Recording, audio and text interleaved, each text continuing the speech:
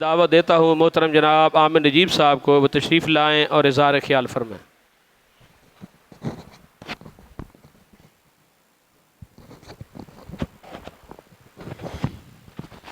السلام علیکم ورحمۃ اللہ۔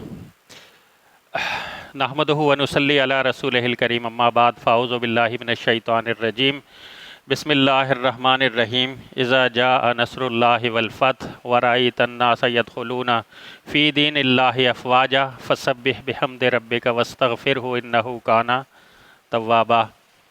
ایک بڑی کامیابی کے بعد اہل حدیث ایکشن کمیٹی کے اراکین یہاں جمع ہوئے ہیں، بیٹھے ہیں عظمت صحابہ سیمینار میں۔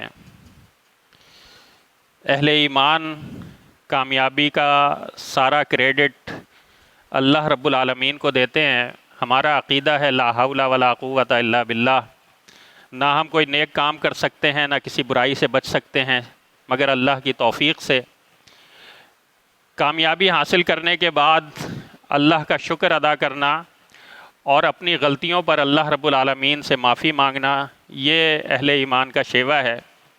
اللہ کا فضل ہے کہ اللہ رب العالمین نے اس ریلی کو جس پر تمام دنیا کے اہل حدیثوں کی نظریں تھیں، بالخصوص پاکستان کے علماء کی نظریں تھیں، اور وہ اس ریلی کو کامیاب کرنے کے لیے دعائیں کر رہے تھے، اللہ رب العالمین نے اس کو کامیابی عطا فرمائی۔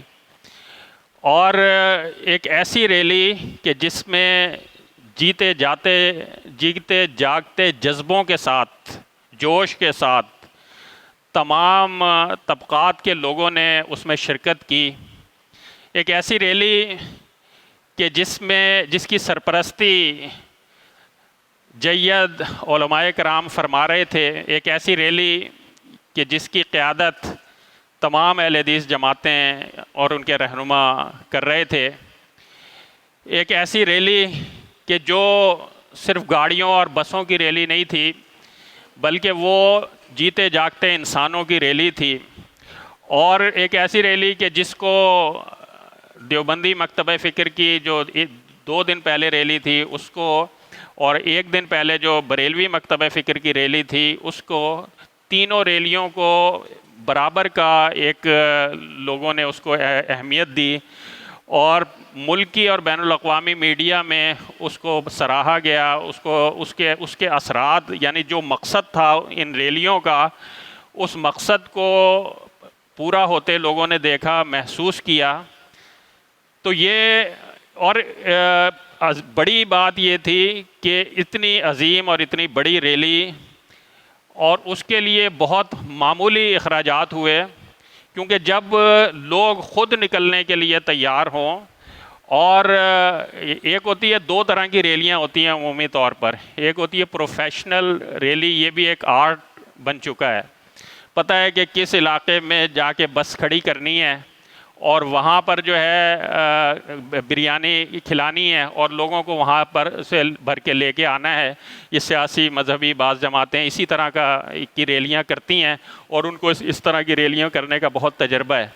لیکن یہ جو ریلی ہماری تھی، اس کی انفرادیت یہ ہے کہ اس میں تاجر لوگ بھی نکلے، اس میں علماء کرام بھی نکلے، اس میں مزدور بھی نکلے، اس میں ہر شعبہ زندگی سے تعلق رکھنے والے لوگ نکلے۔